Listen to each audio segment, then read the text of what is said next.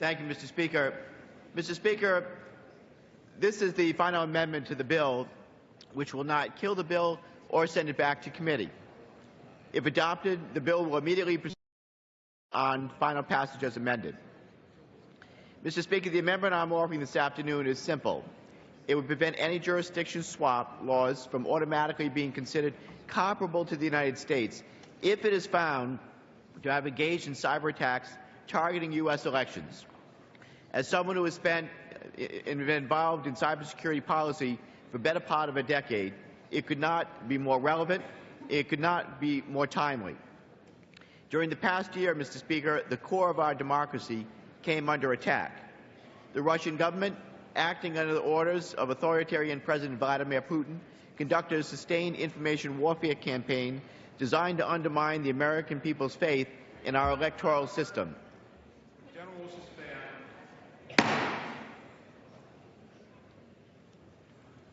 Members will remove their conversations from the floor.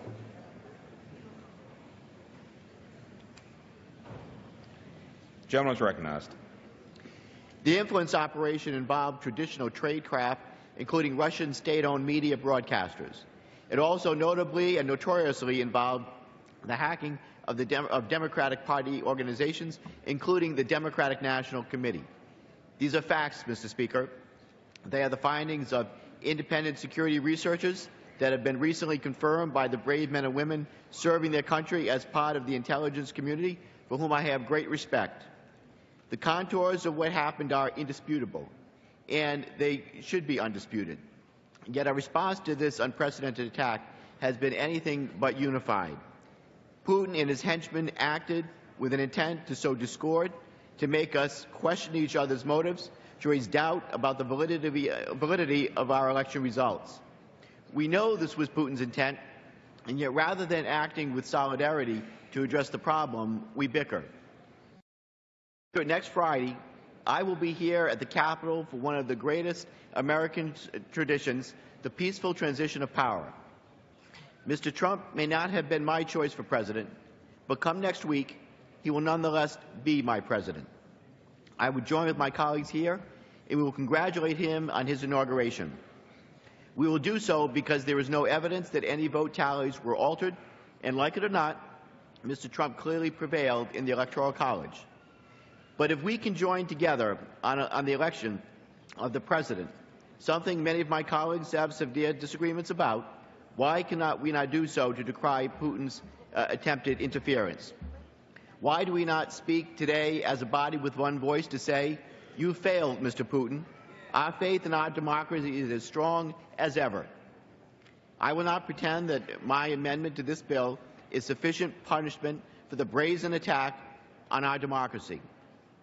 But it will send a powerful message that this House is unified. It will send a powerful message to Putin that American democracy is resilient. It will send a powerful message to our allies that we will not stand idly by as Russians attempt to affect their democratic institutions.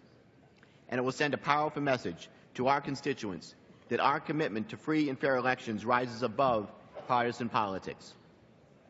President Obama spoke very eloquently on Tuesday about the challenges faced by our democracy. Our democracy is threatened, he said, whenever we take it for granted.